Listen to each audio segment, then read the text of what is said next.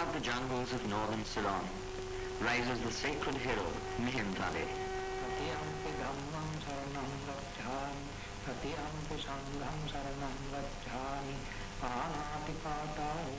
It was here that Mahinda, sent by his father the Emperor Asoka of India to preach the Buddhist doctrine, first set foot in Lanka over 2,000 years ago. In the words of the ancient chronicles, "And he, Mahinda, the terror of wondrous powers, coming hither with his following, alighted on the Silla peak, on the open and fair Ambatala. He who was foretold by the sage as bringing salvation to Lanka, alighted here, extolled by the gods of Lanka." Here ends the 13th chapter in the Mahavansa, compiled for the serene joy and devotion of the pious. And it was here that the king Devanantiyatissa, while hunting in the jungles, met Mahinda, and so became converted to the faith. To mark the place where king and Thera met, on the open and fair Ambatala, a Dagaba was later built to enshrine Mahinda's relics.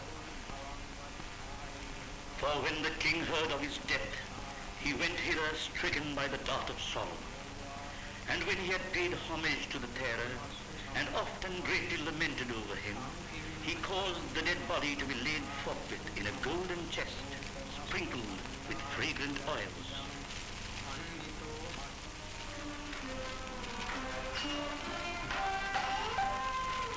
Mihintale then was a great hill city of monks.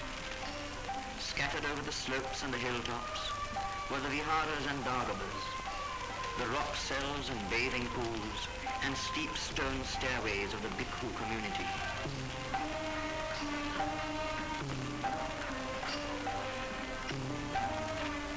It was a retreat from the world of wars and earthly vanity, where monk and layman could seek to attain that state of detachment taught by the Buddha.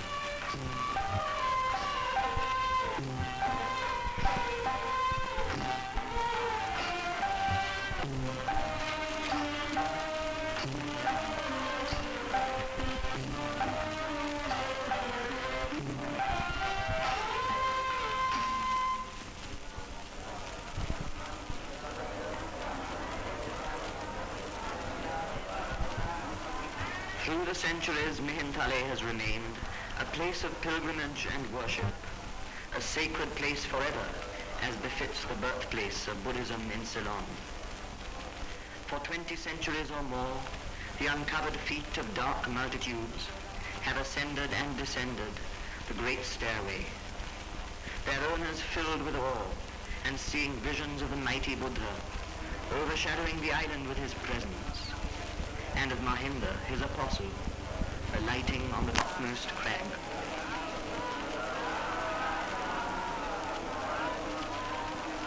Verily there is a middle path, a path which opens the eyes and bestows understanding, which leads to peace, to insight, to the higher wisdom, to nirvana.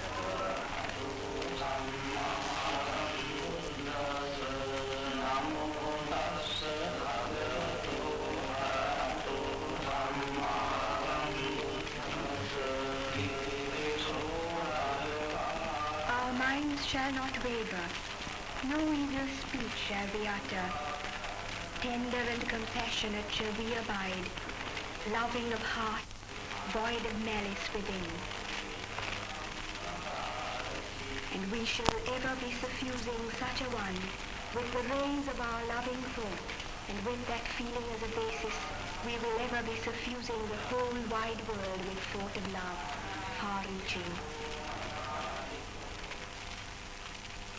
8 miles to the west lies Anuradhapura, for over 1,000 years the capital of the kings of Lanka.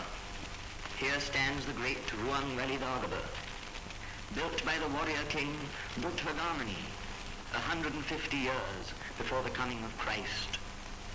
The flowers here shall not wither, the perfumes shall not dry up, the lamps shall not be extinguished, nothing whatsoever shall perish. In those days, the city grew so much in size that they gave it a circuit of 12 leagues and a length of 4, with walls, bastions, and towers of brick. Travellers of the time said of Anuradhapura, "It is the residence of many magistrates, grandees, and foreign merchants. The mansions beautiful, the buildings richly adorned, and houses for preaching built at every thoroughfare. There are 360 temples of unusual grandeur, with monstrous dagabas, for which the Tuparama, built to enshrine the Buddha relics, is said to be the oldest." And when the ruler of the earth had completed the beautiful Tupa in the Tuparama, he caused it to be worshipped perpetually with gifts of many jewels. And the public buildings were richly adorned by diverse carvings cunningly wrought.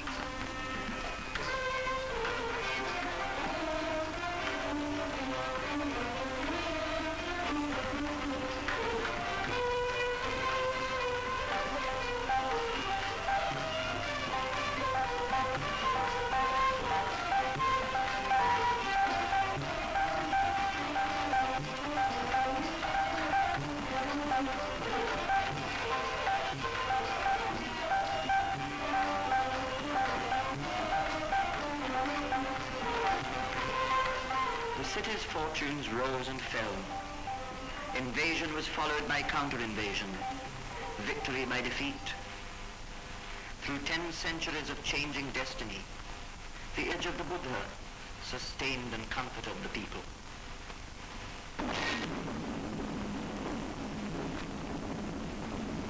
But as all human prosperity has its limits, and great riches become an incentive to great vices, when this city was most prosperous, then was it ruined entirely.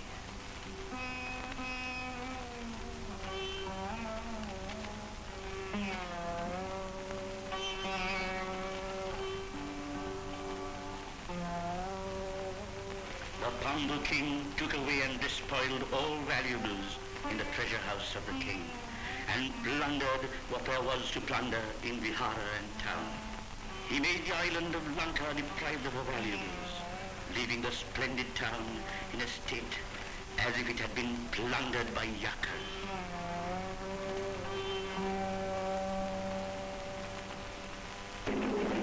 But the spirit of the city they could not destroy.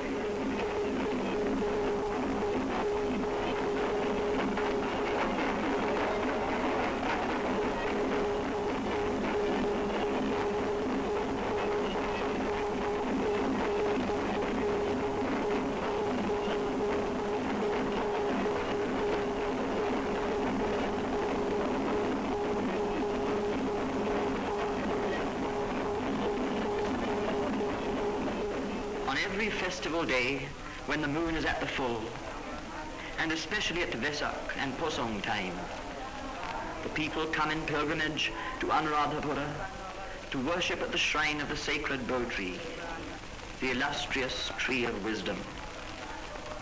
The Mahavamsa records how King Devanampiya had the south branch of that same Bo tree, under which the Gautama Buddha reached enlightenment, brought from India and planted in the royal Mahamegha Park. And when the great Bodhi tree had taken its place, all the people who had come together from the country round worshipped it with offerings of flowers and so forth. And bringing about in such wise the good of the dwellers in Lanka, the king of trees, the great Bodhi tree, lasted a long time in the island of Lanka, endowed with many wondrous powers.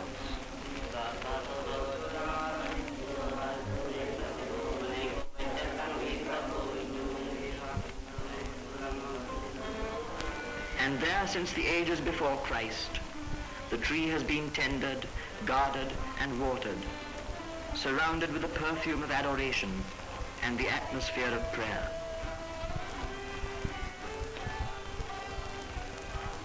With diverse flowers, the Buddha I adore. Even as these flowers must fade, so does my body march to a state of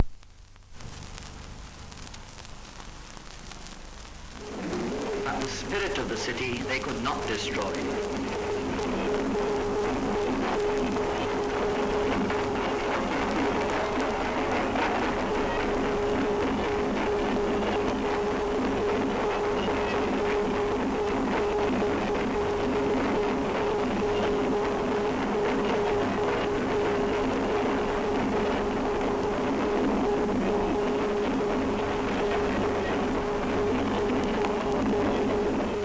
On every festival day, when the moon is at the full, and especially at Vesak and Posong time, the people come in pilgrimage to Anuradhapura to worship at the shrine of the sacred Bo tree, the illustrious tree of wisdom. The Mahavansa records how King Devanampiya had the south branch of that same Bo tree, under which the Gautama Buddha reached enlightenment, brought from India and planted in the royal Mahamegha Park. And when the great Bodhi tree had taken its place, all the people who had come together from the country round worshipped it with offerings of flowers and so forth. And bringing about in such wise the good of the dwellers in Lanka, the king of trees, the great Bodhi tree, lasted a long time in the island of Lanka, endowed with many wondrous powers.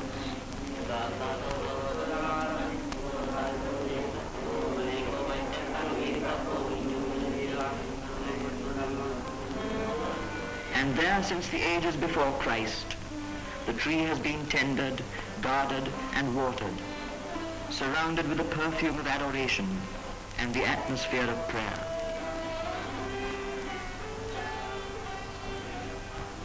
With diverse flowers, the Buddha I adore. Through this merit, may I attain release.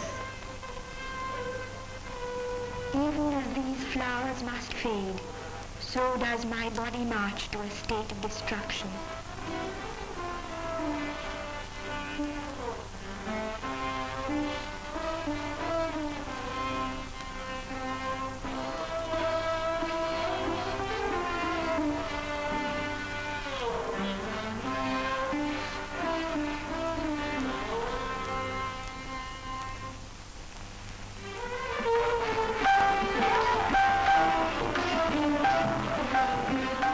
100 years after the fall of Anuradhapura, Polonnaruwa became the new capital of the kings of Lanka. It was a metropolis of parks and gardens, lakes and waterways. There were temples and viharas, monasteries and palaces, hospitals, almshouses, schools and libraries.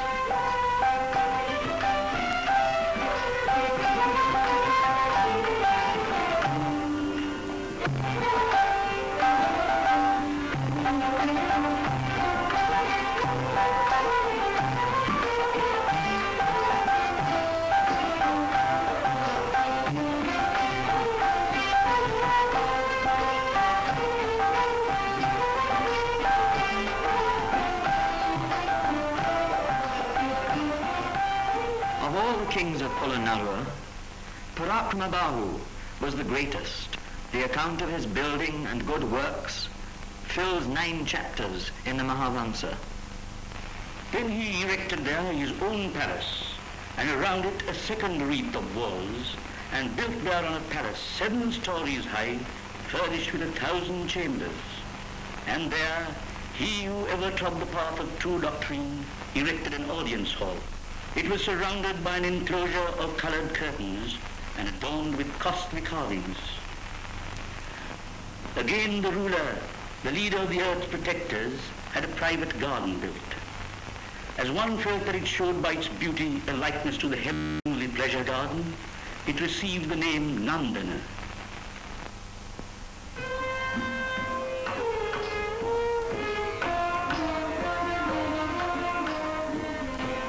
In this town, furnished thus with every luxury, like to a garden made beautiful by union with the joy of spring, which he, the king, himself enlarged so that it was 4 gautas long and 7 broad, which possessed a splendid wreath of walls, which was resplendent with fair dwellings, which was an elixir, In this town, the Lord of Men had many temples built.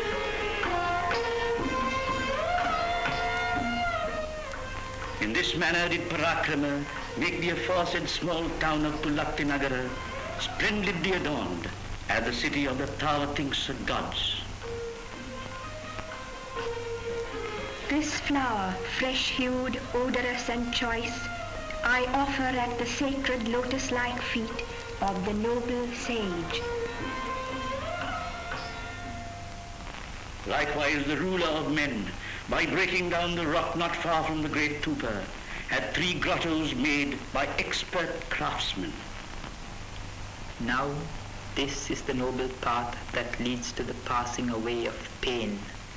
That is to say, right views, right aspirations, right speech, right conduct, right mode of livelihood, right effort, right mindfulness, and right rapture.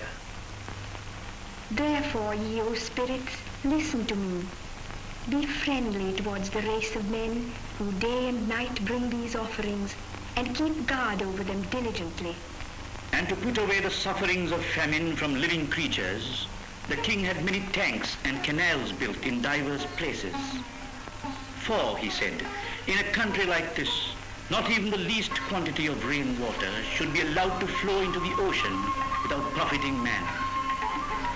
Remember that it is not meet that men like us should live and enjoy what comes into our hands and care not for the people. Let there not be left anywhere in my kingdom a piece of land, be it of the smallest dimensions, that does not yield some benefit to man.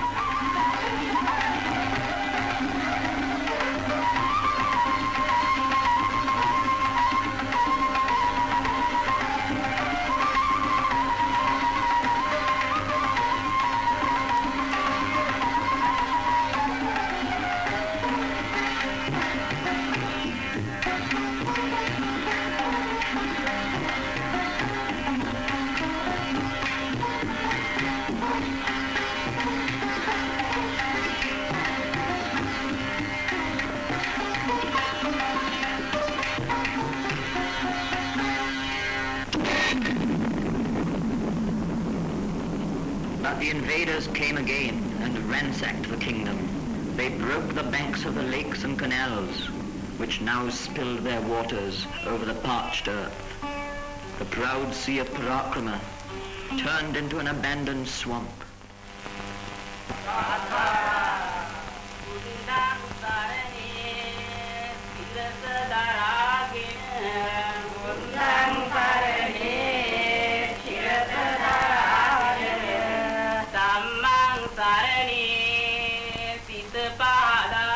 But in all Ceylon, that place which is held to bring most merit to the pilgrim is Sri Pada, the mountain of the holy footprint.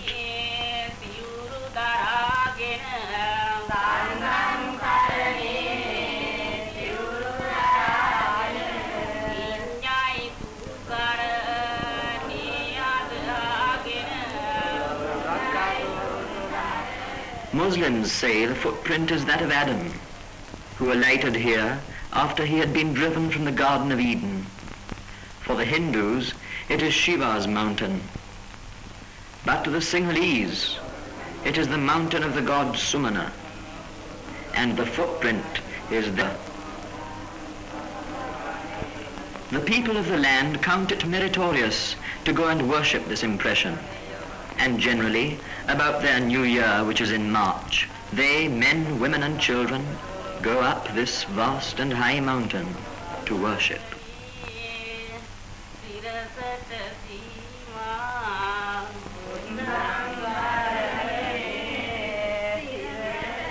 Into the dusk and all through the night, the unending procession mounts upwards, intent upon reaching the summit before the dawn of a new day breaks over the hills and jungles of Ceylon.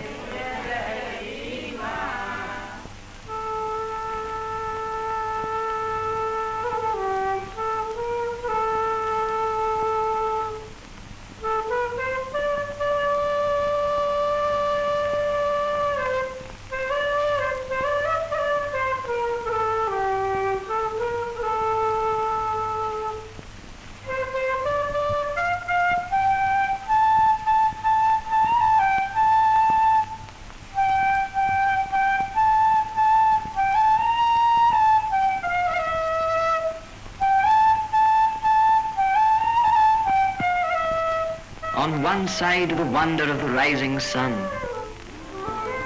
On the other, the mystery of the shadow of the peak.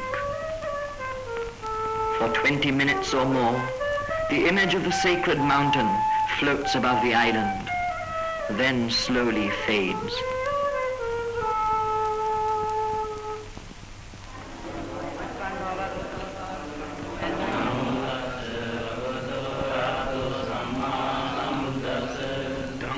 I shall not destroy any living thing. I shall not steal that which belongs to another. I shall not indulge in sensual pleasures. I shall not speak that which is untrue.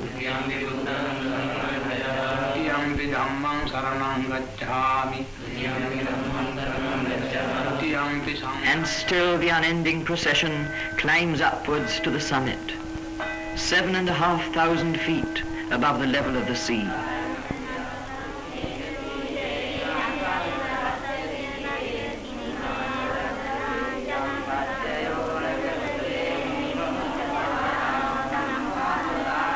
At the shrine of the Holy Footprint, they offer flowers in memory of the Master. For it is written in the Mahavamsa, And when the teacher, compassionate to the whole world, had preached the doctrine there, he rose, the Master, and left the traces of his footprint plain to sight on Sumanakuta. Thus the Master of boundless wisdom, looking to the salvation of Lanka in time to come, visited the island 3 times. Therefore this isle, radiant with the light of truth, came to high honor among faithful believers.